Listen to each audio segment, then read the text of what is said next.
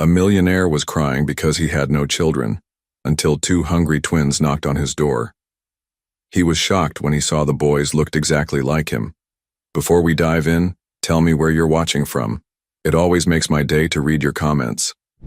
The wind howled through the trees in the wealthy neighborhood of Westbrook, sending autumn leaves dancing across manicured lawns.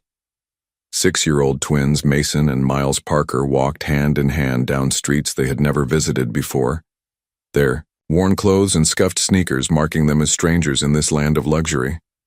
"Are you sure about this?" Miles whispered, his blue eyes wide with uncertainty as he clutched his brother's hand tighter. Mason nodded, his identical blue eyes reflecting a determination beyond his years. "Mom needs help. She hasn't eaten in 3 days so we could have the last of the bread." The memory of their mother, Catherine, lying pale and weak on her bed, refusing food so they could eat, strengthened their resolve. They had watched her growing, weaker each day, her once vibrant face now hollow with fever.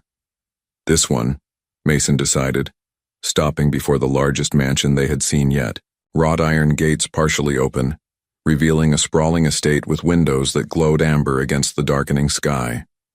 Inside that mansion, Edward Blackwood sat alone in his study, a glass of whiskey untouched before him. At 42, he had amassed a fortune in real estate that most men could only dream of, yet the emptiness inside him grew with each passing year. 2 years ago, he had lost Claire, his beloved wife, after years of failed attempts to have children. The nursery upstairs remained closed, a shrine to dreams that never materialized. The doorbell's chime echoed through the silent house, startling Edward from his thoughts. Richards, his loyal butler of 15 years, appeared at the study door. "Sir, there are children at the door," Edward frowned. "Children?" Curiosity drew him to the massive front entrance. When he opened the door, the sight before him froze him in place. 2 small boys with identical faces looked up at him, their eyes, the same startling blue as his own, wide with a mixture of fear and hope. "Excuse me, sir," the slightly taller one said, his voice trembling but determined. "Could you spare some food? Our mom is sick, and we haven't eaten since yesterday." Something stirred in Edward's chest as he looked at these children, a recognition so profound it stole his breath. It wasn't just their eyes. It was the shape of their faces, the set of their jaws, the way the braver one stood slightly forward to protect his brother. "Of course," Edward heard himself say, his voice distant to his own ears. "Please come in." As the boys stepped inside, Richards observed his employer with astonishment. In 2 years, Edward Blackwood had not invited a single soul into his home. Yet here he was, ushering in 2 ragged children as if they were expected guests. Edward couldn't explain the pull he felt toward these boys, but as he closed the door behind them, something long dormant within him began to awaken. The emptiness that had been his constant companion suddenly seemed a little less absolute.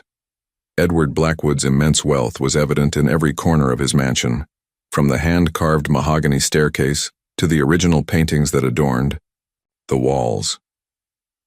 Yet as he led the twins through the grand entrance hall, the hollow echo of their footsteps revealed what money couldn't buy: warmth, laughter, life. "Richards, please ask Mrs. Peterson to prepare something for our guests," Edward instructed his butler, who nodded with barely concealed surprise. "Right away, sir." As Richards disappeared toward the kitchen, Edward guided Mason and Miles to an elegant sitting room. The boys perched uncomfortably on the edge of a velvet sofa, their small frames dwarfed by the opulent furniture. "Your home is really big," Mason observed, his eyes darting around the room. "Like a castle," Miles added in a whisper. Edward smiled faintly. "It feels too big most days." The admission surprised him. He rarely shared personal feelings, even with Richards or Mrs. Peterson, who had served him for 15 years. The East Coast's most successful real estate mogul, Edward had built Blackwood Properties from a modest inheritance into an empire that dominated skylines from Boston to Miami. Business publications called him brilliant, ruthless, visionary. None mentioned lonely. "Do you live here all by yourself?" Mason asked with a child's directness. Edward nodded. Just me and my staff. My wife. She passed away 2 years ago. Our grandma died last year. Miles offered softly. Mom says she's watching over us from heaven now. Edward studied the boys more carefully. The resemblance that had struck him at the door was even more pronounced now. The shape of their eyes, the angle of their chins, even the way Mason's left eyebrow arched slightly when he spoke. It was like looking at photographs of himself as a child. You mentioned your mother is ill? Edward prompted gently. Mason nodded, his expression growing serious. She works all the time, but then she got really sick. She can hardly get out of bed now. She keeps saying she's fine, but she's not. Miles added, his small voice thick with worry. She gave us her food for 3 days. Edward felt something twist inside him, empathy certainly, but also a strange, protective instinct he hadn't experienced before. Richards returned, announcing that dinner would be ready shortly. Edward excused himself and followed his butler into the hallway. Richards, there's something about these boys. I noticed it immediately, sir. The butler replied quietly. The resemblance is rather striking. Through the doorway, Edward observed the twins. Miles had discovered a chess set on a side table and was carefully examining a knight, while Mason stood protectively nearby.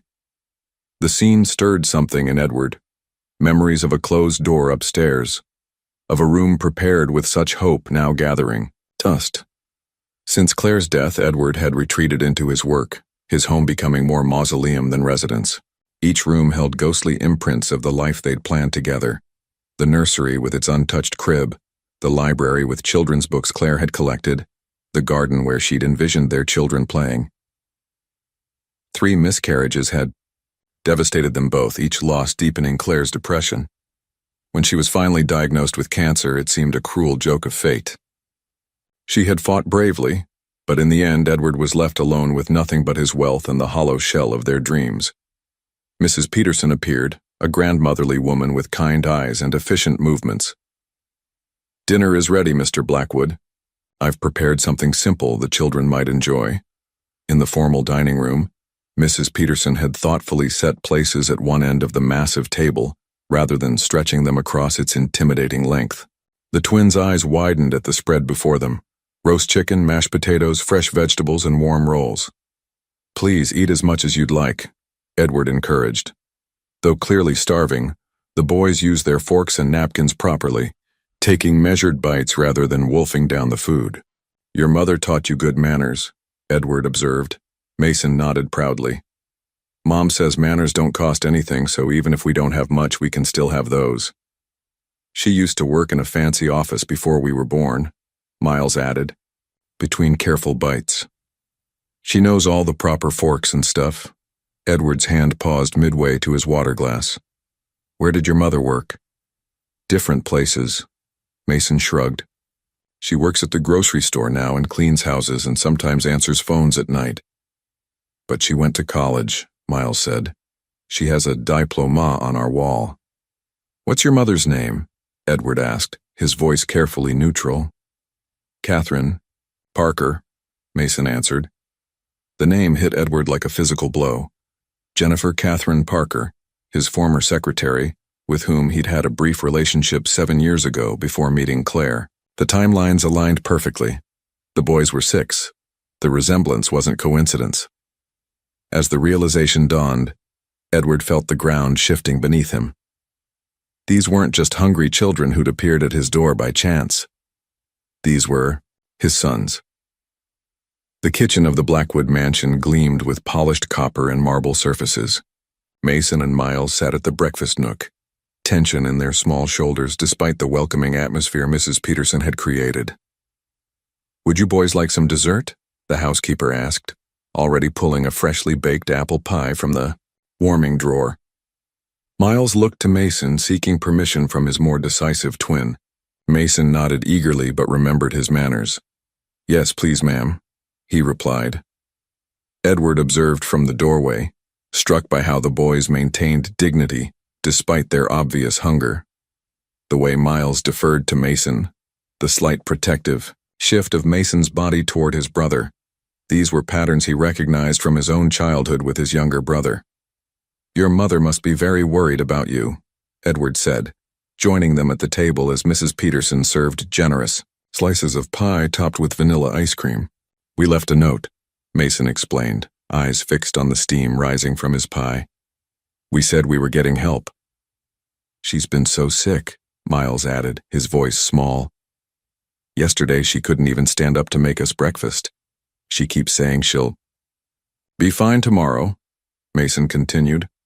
"But she says that every day and she keeps getting worse." Mrs. Peterson exchanged a worried glance with Edward. A single mother, seriously ill, with 2 young boys to care for. The situation was dire. "What happened to your apartment?" Edward asked gently. "Did you lose it when your mother couldn't work?" The twins exchanged glances, a silent communication passing between them. "We still have it," Mason explained. "But the heat got turned off last week. Mom wrapped us in all the blankets." "And there's no more food," Miles added. "The neighbor lady brought soup 2 days ago, but that's gone now." Edward felt a knot form in his stomach. Children should never bear such burdens. "When you've finished eating, would you like to take some food home for your mother?" he offered. Their faces lit up with hope. "Can we really?" Miles asked, blue eyes wide. Mrs. Peterson was already gathering containers. "I'll pack enough for several days," she assured them. As the boys finished their dessert, Edward questioned them further, gathering pieces of a puzzle he was only beginning to understand. "Your full name is Parker?" he asked casually. "Catherine Parker?" "Yes, sir," Mason replied. "Catherine Jennifer Parker is Mom's whole name, but everybody calls her Catherine." Jennifer. Edward's suspicions solidified into certainty. Jennifer, Catherine Parker, had been her full name. She had gone by Jennifer at work. The timing aligned perfectly with their brief relationship 7 years ago, just before he'd met Claire. "Do you know your father's name?" The question slipped out before Edward could stop himself. The kitchen grew quiet. Miles looked down at his empty plate. "Mom has a picture of him," Mason finally said. "But she doesn't talk about him much, just that he was too busy for a family." The knife of guilt twisted deeper. Had Jennifer tried to tell him? Had she believed he'd rejected his own children? "We should get back to Mom," Mason said, sliding off his chair. "She'll worry if we're gone too long." Mrs. Peterson had filled a large basket with containers of food, adding fruit, bread, and cookies. "This should help for a while," she said kindly. Edward made a swift decision. "Let me drive you home. It's getting dark and that basket will be heavy." As he led the boys to his car, Edward's mind raced. These children, his sons, had been living in poverty while he dwelled in empty luxury. 7 years of fatherhood lost. 7 years he could never reclaim. Whatever had happened between him and Jennifer in the past, one thing was certain. Everything in Edward Blackwood's carefully ordered life was about to change forever. Sleep eluded Edward that night. His spacious bedroom with its custom king-sized mattress and Egyptian cotton sheets offered no comfort as memories and questions churned through his mind. At 3 a.m., he abandoned all pretense of rest and made his way to his home office. The large mahogany desk held meticulous records of his life, both personal and professional. He unlocked a filing cabinet that contained employee records from years past. "Parker, Jennifer K.," he murmured, fingers finding the folder with practiced efficiency. The file contained standard employment documentation, performance reviews, all excellent, and a small envelope he'd never opened, her resignation letter. He'd been too hurt by her sudden departure to read it at the time, having believed they had a connection beyond the professional. Inside was a single sheet of paper. "Edward, I am resigning effective immediately for personal reasons. I appreciated the opportunity to work at Blackwood Properties. Jennifer Parker. No explanation, no forwarding address, nothing about a pregnancy." Edward closed his eyes, remembering. Their brief relationship had been intense but discreet. Company policy discouraged such entanglements. Then he'd met Claire at a charity gala, and the connection had been instantaneous. He'd ended things with Jennifer as gently as possible. 2 weeks later, she'd resigned. Had she already known she was pregnant? Had she tried to tell him? He opened his laptop and searched social media for Catherine Jennifer Parker. Nothing current appeared. Next, he pulled public records, finding an address in the poorest section of Westbrook, a stark contrast to his affluent neighborhood just miles away. The more Edward dug, the more his guilt mounted. Employment records showed Jennifer, now Catherine, working. Multiple minimum wage jobs simultaneously. No marriage certificate. No partner to help with the children. His sons had been living in poverty while he donated millions to charitable causes. Dawn was breaking when a soft knock interrupted his thoughts. Richard stood at the door, impeccably dressed despite the early hour. "Sir, the boys have returned." Edward hurried downstairs to find Mason and Miles in the foyer, their breath creating small clouds in the cold morning air. "Mom ate some soup and toast," Mason reported, his small face serious. "She said we shouldn't bother people, but we wanted to say thank you for the food." Edward knelt to their level. "You're not bothering me at all. I'm glad your mother ate something. Is she feeling any better?" The twins exchanged glances. "She's still coughing a lot," Miles said worriedly. "And her forehead is really hot." Edward made a swift decision. "I have a friend who's a doctor. Would you allow him to check on your mother? As a favor to me?" The twins hesitated. "We don't have money for doctors," Mason said quietly. "Mom says hospitals ask too many questions." "This won't cost anything," Edward assured them. "And no questions, I promise. Just someone to help your mother feel better." An hour later, Dr. Harris, who had attended Claire during her illness, was examining Catherine in her small apartment, while Edward waited with the twins in their tiny living room. The space was clean but sparse. A worn sofa, a small television, a bookshelf overflowing with library books. A diploma from State University hung on the wall beside school photos of the boys. Dr. Harris emerged from the bedroom with a grave expression. "Severe pneumonia," he said quietly to Edward. "She needs hospitalization immediately. Her oxygen levels are dangerously low."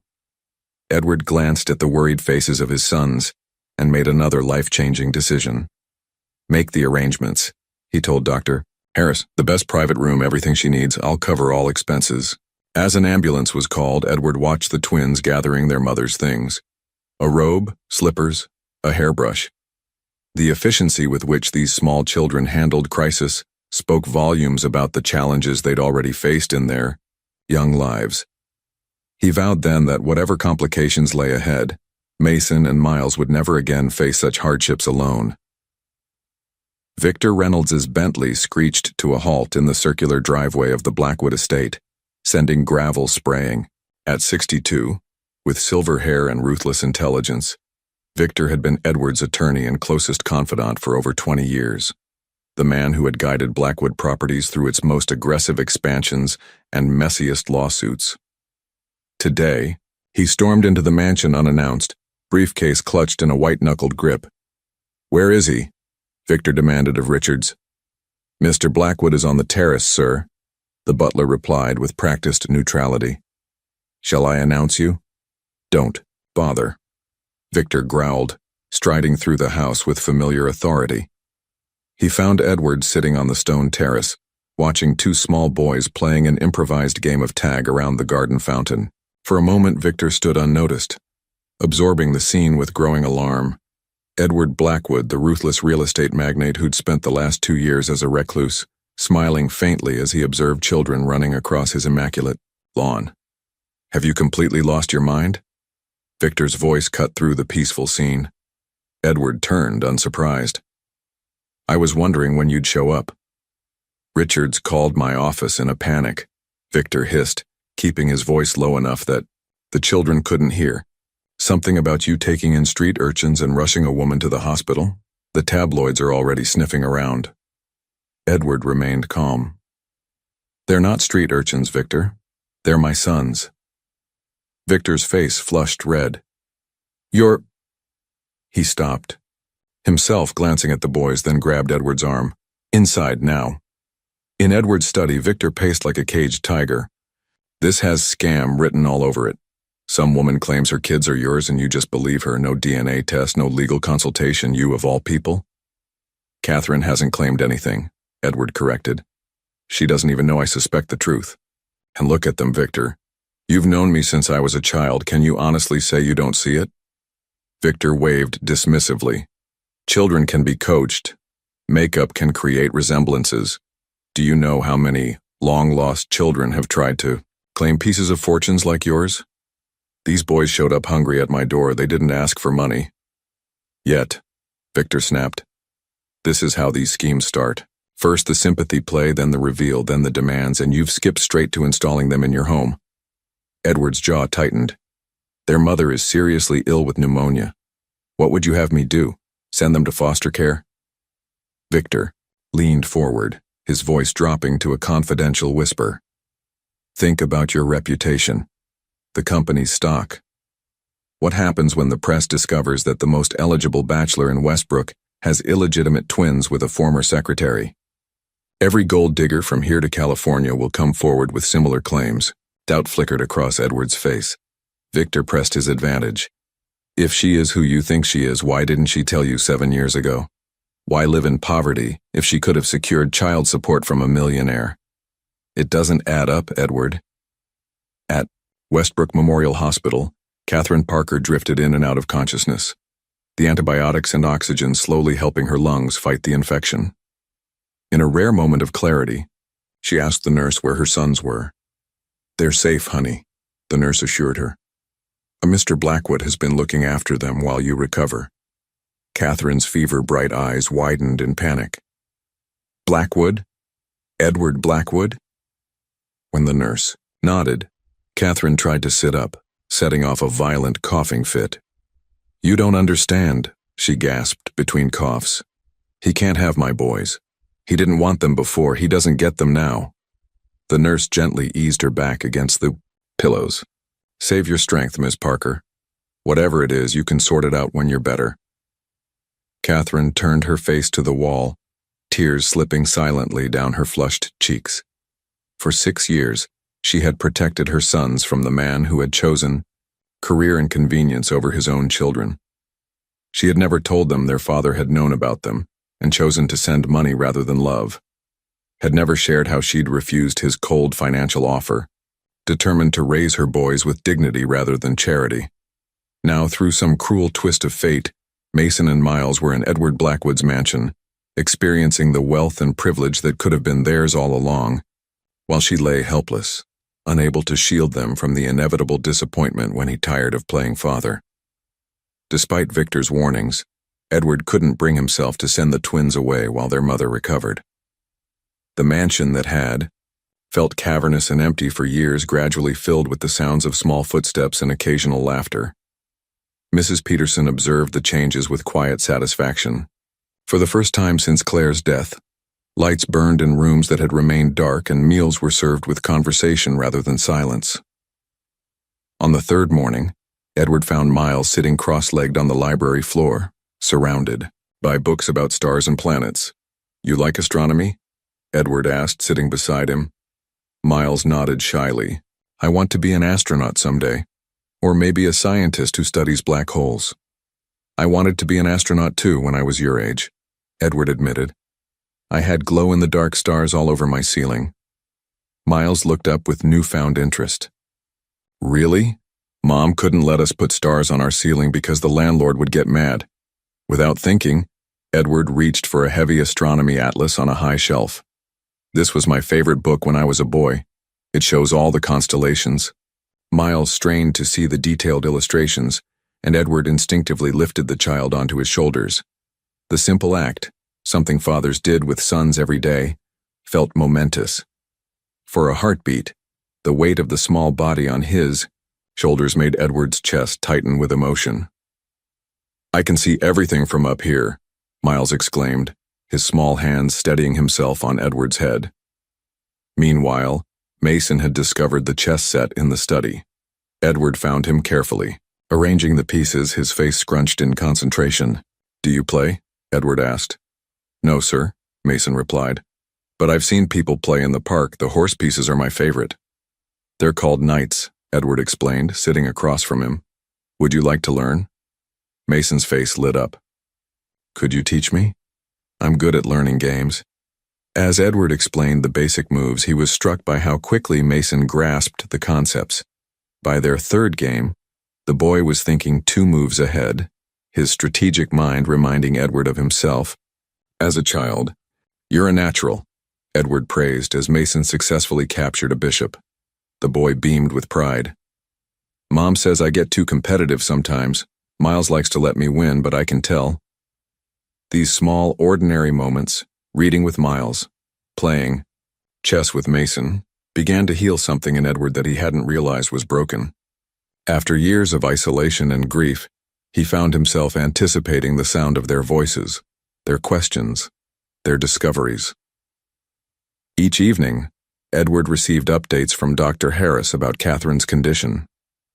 She's improving, but slowly, the doctor reported. The infection was quite severe.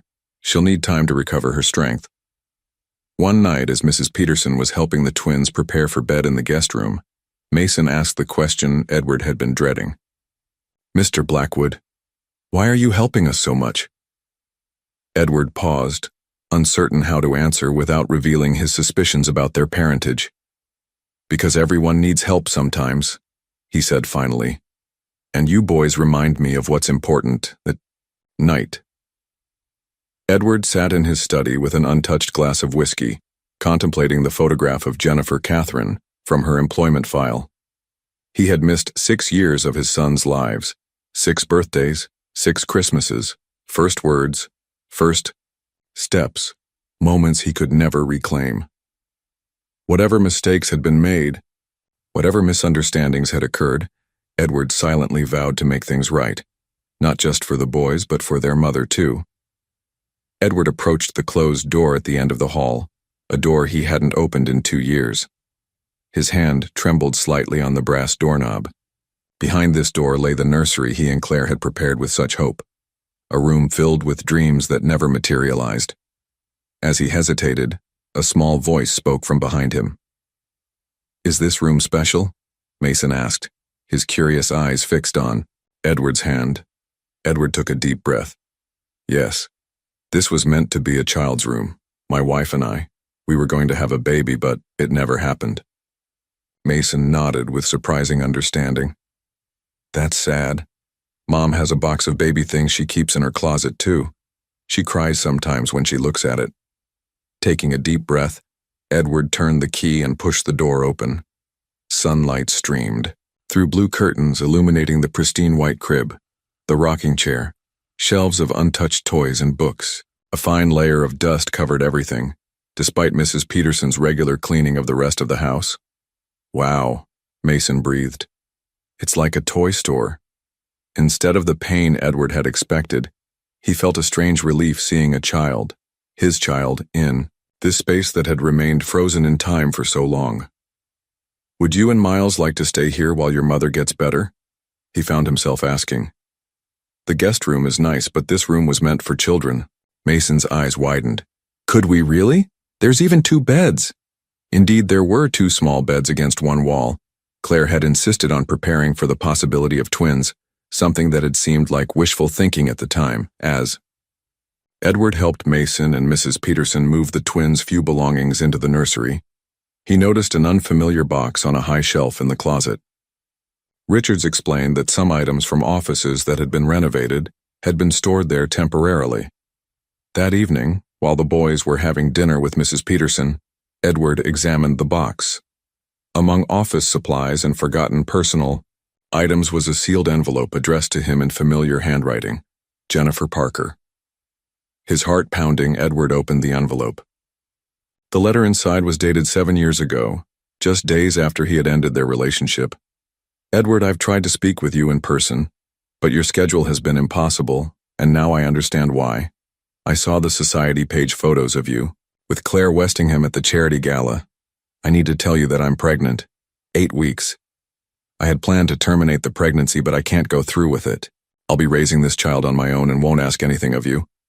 I'm resigning from Blackwood Properties effective immediately. Please don't contact me.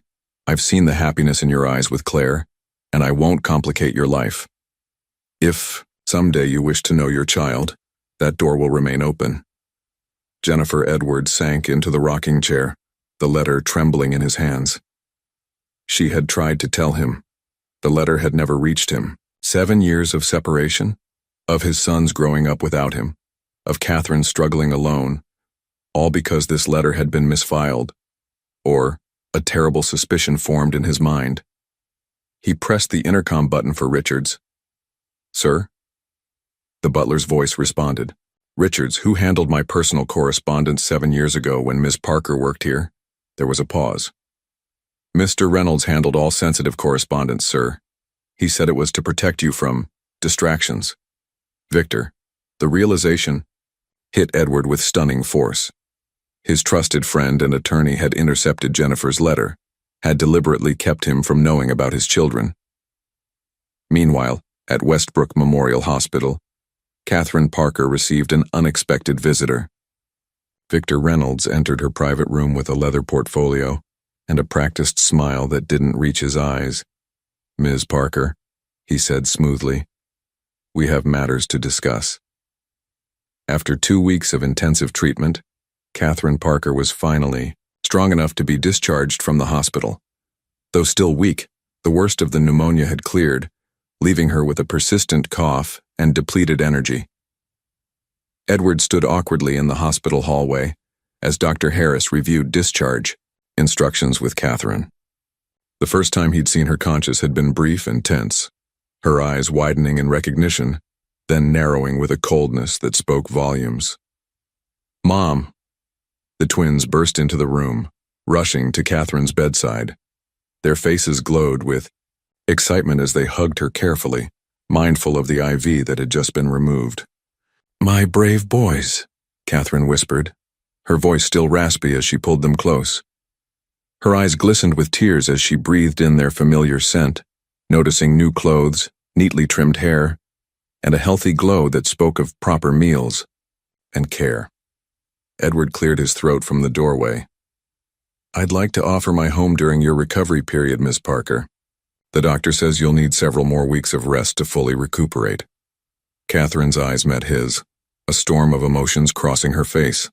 Distrust, resentment, and beneath it all, exhaustion. "That's not necessary," she began. "Please, Mom," Miles interrupted. "Mr. Blackwood has a garden with a fountain and a library with all the astronomy books you can imagine. And Mrs. Peterson makes the best cookies," Mason added. "You can get stronger there." Catherine's resolve wavered, seeing the hope in her son's eyes. For years she had worked herself to exhaustion to give them even the basics. Now they had experienced comfort she could never provide, and the knowledge cut deep. "Just until you're fully recovered," Edward added quietly, "for the boys' sake." Reluctantly, Catherine agreed. The ride to the Blackwood estate was silent, tension hanging heavy in the air. The twins chattered excitedly, oblivious to the undercurrents between the adults.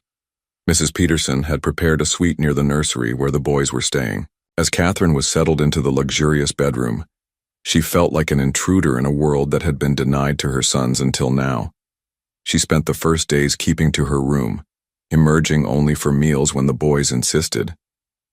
Edward respected, her distance making himself scarce when she appeared. One evening, a week after her arrival, Catherine ventured to the library after the twins were asleep. She found Edward there, reading by the fireplace. "They have your mannerisms," she said, without preamble. Edward looked up, surprised by her presence and her words. "I've noticed for years," Catherine continued, wrapping her robe tighter around her thin frame. "Miles drums his fingers just like you do when he's thinking. Mason tilts his head the same way when he's concentrating." Edward set his book aside. "They're remarkable boys. You've done an incredible job raising them, Catherine." "How did you know?" she asked, her voice tight. "When did you figure it out?" "The moment I saw them at my door," Edward answered honestly. "The resemblance is unmistakable." Catherine's composure cracked slightly. "Then why? Why pretend for 7 years that they didn't exist? Why make me struggle alone when you had all?" "This?" Her gesture encompassed the opulent room, the mansion, the privilege that had always been beyond her reach. Edward's face registered genuine confusion. I never knew about them, Catherine. Not until they showed up at my door. She stared at him, disbelief evident in her expression. Victor Reynolds came to me 7 years ago with a check and a confidentiality agreement. He said you weren't interested in fatherhood and wanted discretion. The revelation hit Edward like a physical blow. Another piece of Victor's betrayal fell into place. Sunday morning brought tense silence to the Blackwood mansion. In the library, Edward paced as he waited for Victor to arrive, the intercepted letter clutched in his hand. When the attorney finally appeared, his customary confidence faltered at the sight of Edward's expression. "You lied to me," Edward said quietly, his voice more dangerous than if he'd shouted. "For 7 years you kept my sons from me." Victor straightened his tie. "I did what was necessary to protect you and Blackwood Properties. The timing was terrible. You had just met Claire. The Watson merger was hanging by a thread. So you intercepted Jennifer's letter." Edward slapped the paper down on his desk. "And then what? You went to her with hush money? Presented yourself as acting on my behalf?" "She was your secretary, Edward," Victor scoffed. "A nobody from the typing pool. What did you expect me to do? Let her derail everything you'd built? You were in love with Claire, about to marry into one of the most influential families in the state." Edward's voice dropped even lower. "Those boys grew up without a father because of your decisions. Their mother worked 3 jobs. They went hungry, while I lived here in empty luxury." "I made the right call," Victor insisted. "If you'd known about the pregnancy, you'd have thrown everything away out of misplaced guilt. I preserved your future." "You stole it," Edward countered. "Get out of my house, Victor. You're fired. And if you come near my family again—" "Your family?" Victor laughed incredulously. "A week ago you didn't know they existed, now they're your family?" Neither man noticed Catherine standing in the doorway, having overheard everything. She retreated silently, her world tilting on its axis. For 7 years, she'd nursed her bitterness, believing Edward had rejected his own children. She'd worked herself to exhaustion rather than use his money, determined her boys would never feel unwanted. Later that afternoon, Edward found Catherine in the garden. Her eyes were red from crying. "I heard," she said simply. "Your conversation with Victor." Edward sat beside her on the stone bench. "I never knew about the boys, Catherine. I would never have abandoned my own children." "I kept your picture," she admitted, pulling a worn photograph from her pocket. "It was the only image of their father the boys had." She handed it to Edward, himself 7 years younger, at a company picnic, smiling into the camera. "I told them you were too busy for a family," she continued. "I never said you were a bad person. I couldn't bear for them to feel rejected." Edward's vision blurred with tears. "I've missed so much." Catherine nodded, her own tears falling. "We all have." The fragile peace developing in the Blackwood mansion shattered 3 days later when the morning papers arrived. Edward's coffee cup froze halfway to his lips as he stared at the front-page headline. "Blackwood Secret Family. Millionaire's Love Child Twins Discovered." Beneath the headline were photos of Mason and Miles playing in the garden, alongside a younger image of Edward and a grainy shot of Catherine leaving the hospital. The article detailed Catherine's humble origins as Edward's former secretary, speculated about paternity claims, and quoted an anonymous source close to the family. Richards appeared at Edward's shoulder. "Sir, there are photographers at the gates." Catherine entered the dining room, her face pale. "The school called. Reporters are waiting outside the building. The boys are frightened." Edward was already reaching for his phone. "I'll send security to bring them home. This ends now." But the damage was spreading. By afternoon, Edward's phone was ringing constantly with calls from board members, investors, and social connections, all demanding explanations. Catherine, still weakened from her illness, retreated to her room with a fever. The stress had taken its toll. That evening, while Mrs. Peterson looked after the twins, Edward sat beside Catherine's bed, placing a cool compress on her forehead. I'm sorry, he said quietly. Victor is behind this. He's punishing me for firing him. Catherine's eyes fluttered open. The boys are confused. They don't understand why people are taking their picture, asking if you're their father. Edward's hand stilled. We haven't told them yet. We need to, Catherine whispered. Before someone else does. In the silence that followed, Edward noticed how the evening light softened Catherine's features, revealing glimpses of the young woman he'd known briefly 7 years ago. You know this won't last, she said suddenly, her voice tinged with old pain. The novelty will wear off. You'll tire of playing father to children who don't fit into your world. Edward met her gaze steadily. They're part of me, Catherine. The best part, perhaps. Nothing about that will change. She turned away, tears threatening. They look like you, but they're half mine too. Raised by a secretary, not a socialite. When the scandal dies down, you'll see the complications, the embarrassment to your business. No, Edward interrupted, taking her hand. I see only my sons, and they are perfect, exactly as they are. The DNA testing facility was a sterile, modern building of glass and steel.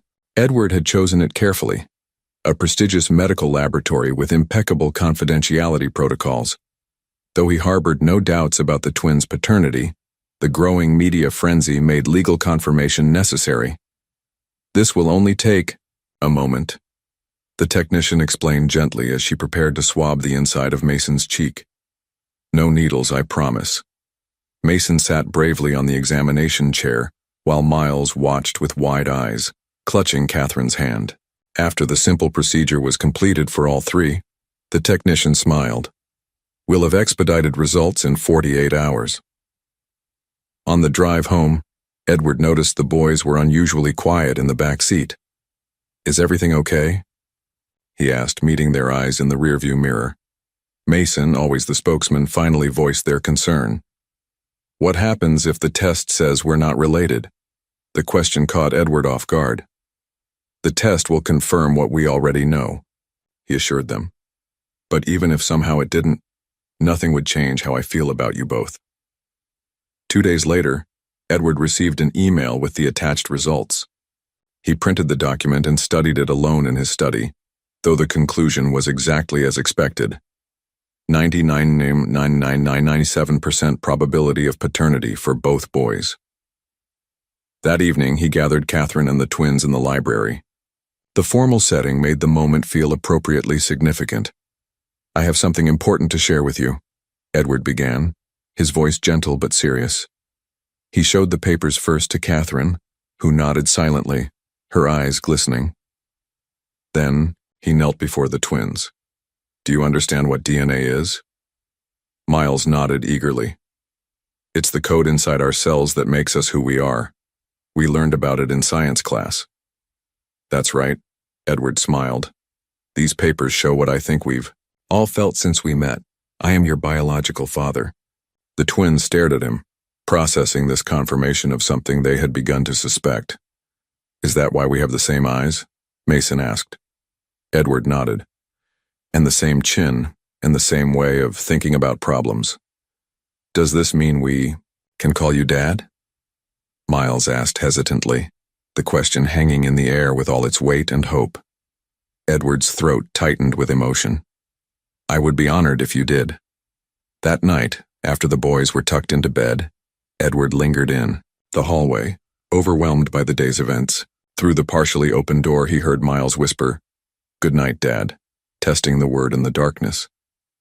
Mason echoed his brother, the simple word carrying 6 years of absence, of wondering, of longing. Edward retreated to his study, where he finally allowed himself to weep, for the years lost, for Claire who would never know these extraordinary boys, for Catherine who had carried the burden alone, and for his sons who had grown up without him. But mostly, he wept with gratitude for the unexpected gift of fatherhood that had arrived at his door on a cold evening, when he thought his life's greatest possibilities were behind him. When Richards found him hours later, staring into the darkness, with tear-stained cheeks, the butler quietly placed a hand on his employer's shoulder. a rare breach of professional distance. "Congratulations, sir," Richard said softly. "They are remarkable young men." Victor Reynolds sat in his penthouse office, nursing a glass of scotch as he surveyed the city below. The humiliation of being dismissed by Edward Blackwood after decades of loyal service burned like acid in his veins. 3 decades of protecting Edward from himself, of ensuring Blackwood properties thrived, all forgotten because of 2 children who'd appeared out of nowhere. His phone rang, a reporter hungry. "For more details about the Blackwood scandal, I'm concerned about my old friend," Victor said smoothly. "After his wife's death, he hasn't been himself. These impulsive decisions regarding children he's never met. The board is understandably worried." The foundation for his revenge was already laid. Doubt about Edward's mental state, questions about Catherine's motives, concerns from shareholders. Tomorrow he would escalate. At the Blackwood mansion, Edward reviewed documents with his legal team. Headlines about his secret family had caused Blackwood Properties stock to drop 3 points. Shareholders were demanding explanations. "Mr. B. Reynolds has filed for an emergency injunction," the head lawyer explained.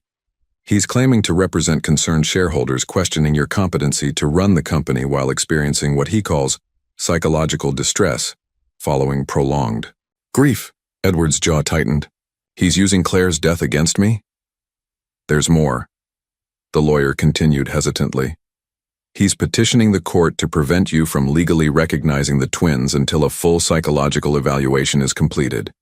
He's gathered affidavits from former employees claiming you were aware of Ms. Parker's pregnancy 7 years ago." "That's a lie," Edward growled. "We know, sir. But fighting this publicly could get messy. Mr. Reynolds is suggesting a settlement. You step down temporarily from daily operations, postpone any legal recognition of the children, and the shareholders will withdraw their concerns." Edward stood abruptly. "I will not use my sons as bargaining chips. Prepare whatever counterfilings are necessary." Later that evening, the tension in the house was palpable. Catherine had overheard part of the legal discussions, and worry lined her face as she helped the twins with homework at the kitchen table. "Is this going to cause problems for your business?" she asked quietly when the boys went upstairs. "Victor is trying to pressure me," Edward admitted. "Using the company, using Claire's memory. Because of us," Catherine stated flatly. "We've brought chaos into your life." "No," Edward insisted. "Victor's betrayal did this, not you or the boys." Upstairs, Mason and Miles weren't asleep as their parents believed. They sat on the window seat in their room whispering. "They're fighting because of us," Mason said worriedly. "Did you hear what that lawyer said? They might take Dad's company away. And they're saying mean things about Mom in the news," Miles added. "Jenna at school showed me a story on her phone. It said Mom was trying to get Dad's money." The twins fell silent as they heard raised voices from downstairs. Unfamiliar voices of lawyers discussing strategy, debating the boys' future as if they were assets to be divided. "We're just causing problems," Mason decided, his young face set with determination. "Remember what Mom always says? Parkers solve problems, not make them." Miles nodded solemnly. "What should we do?" An hour later, Edward knocked on the boys' door to say goodnight and found the room empty. On the pillow lay a note in Mason's careful handwriting. "We don't want to be problem for anyone. Don't worry about us. We went home." "They couldn't have gone far," Edward said, struggling to keep panic from his voice as he scanned the boys' room for clues. The note crumpled in his hand. "They don't have money for a bus or taxi." Catherine was already pulling on her coat. "They've gone back to our apartment. They know the way. They've been walking these neighborhoods their whole lives." The frantic search began with Edward's driver rushing them to Catherine's apartment building. The small unit was dark and empty, dust gathering on the few remaining furnishings. Where else might they go? Edward asked, desperation evident in his voice. Catherine's eyes widened with sudden realization. "The cemetery. My mother's buried there. The boys visit her grave when they're upset." 3 days of searching followed. Police reports filed. Security teams scouring the city. Edward's photo of the twins appearing on local news. Catherine barely slept, her health declining again with the stress. Edward canceled all business obligations, his only focus finding his sons. On the third morning, as exhaustion and fear threatened to overwhelm them both, the mansion's doorbell rang. Richards opened the door to find a petite woman in her 30s, with kind eyes and a determined expression. Beside her stood Mason and Miles, tired but unharmed. "Elizabeth," Catherine rushed forward, gathering the twins in her arms. "I found them at your mother's grave," Elizabeth explained. "They've been staying with me, but I only just saw the news reports." Elizabeth Andrews had been Jennifer's assistant years ago and remained Catherine's friend through the difficult years that followed. As they settled in the library, Edward noticed Elizabeth watching him with careful assessment. "There's something else you should know," she said finally, opening her handbag to remove a sealed envelope.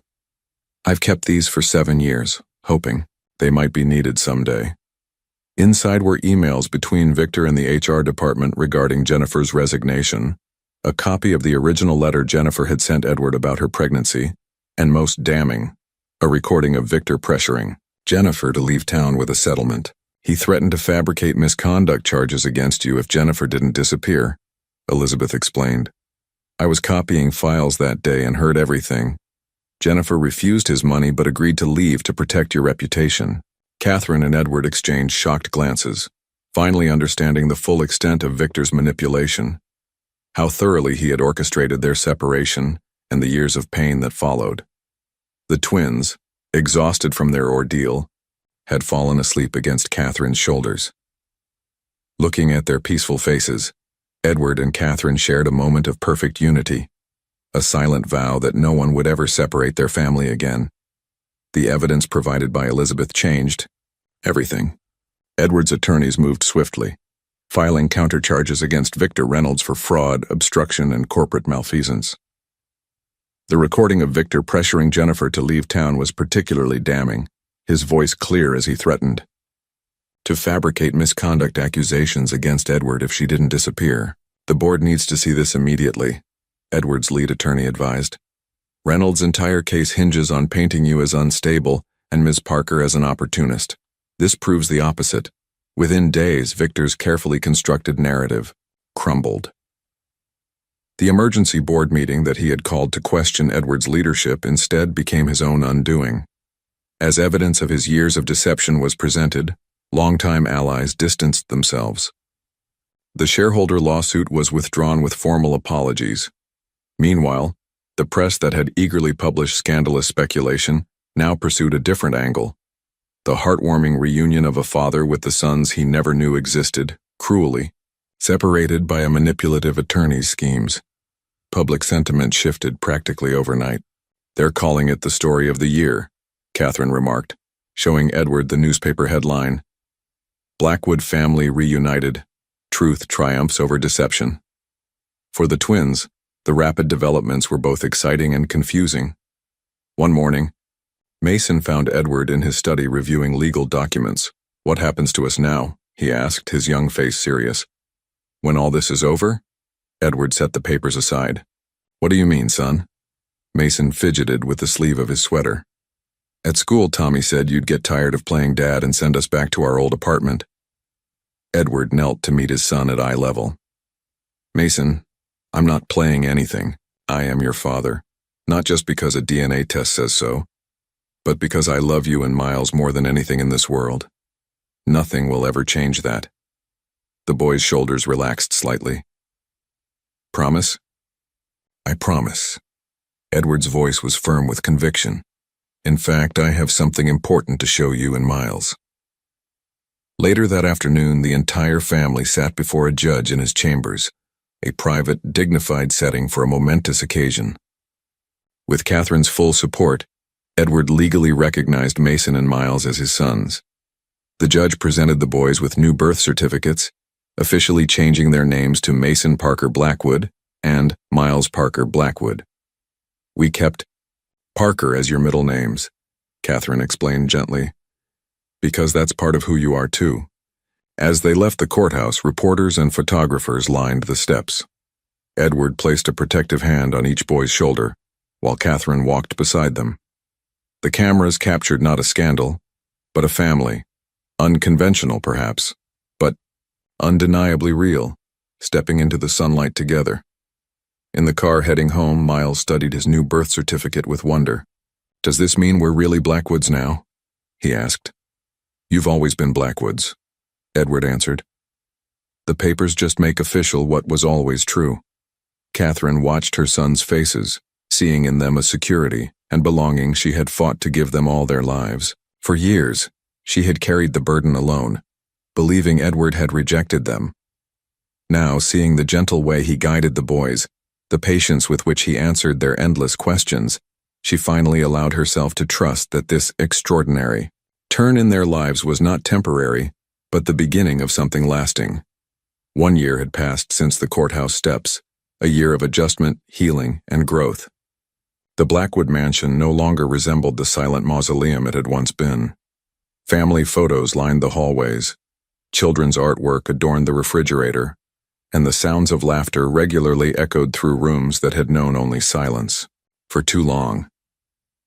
Catherine lived in the guest cottage on the property, close enough to be present in her sons' daily lives, but with enough distance to maintain her independence. She had found her own path forward, heading the Blackwood Family Connection Foundation, which Edward had established to support families separated by deception or circumstance. On a crisp autumn evening, Edward adjusted Miles's tie as they prepared for the boys' school talent show. "Nervous?" Edward asked, noticing his son's fidgeting hands.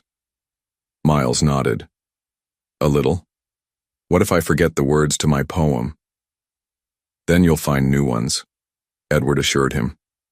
"That's what writers do."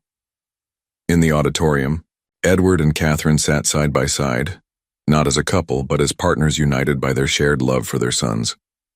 The relationship between them had evolved into something neither could have imagined a year ago, a deep respect and genuine friendship born from their commitment to giving Mason and Miles the family stability they deserved.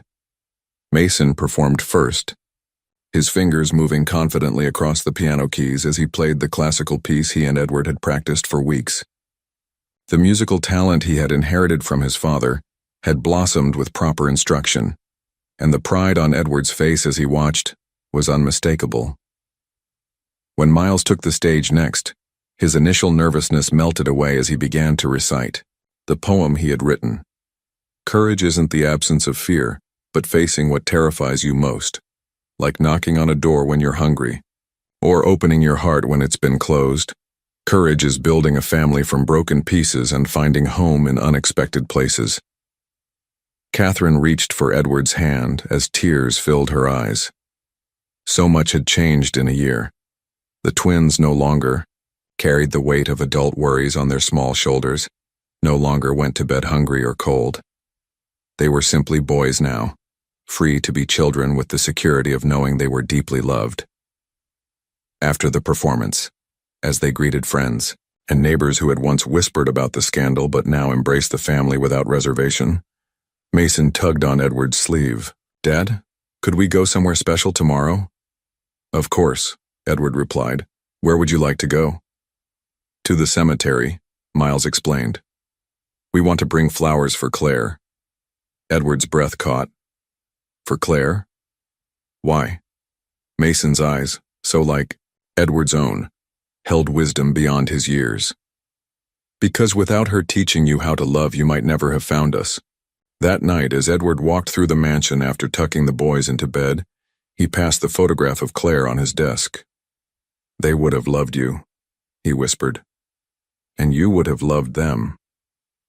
The empty spaces in Edward Blackwood's life, spaces that wealth and success could never fill, had finally found their purpose. In the most unexpected way, through pain and separation and eventual healing, he had found the family he had always longed for.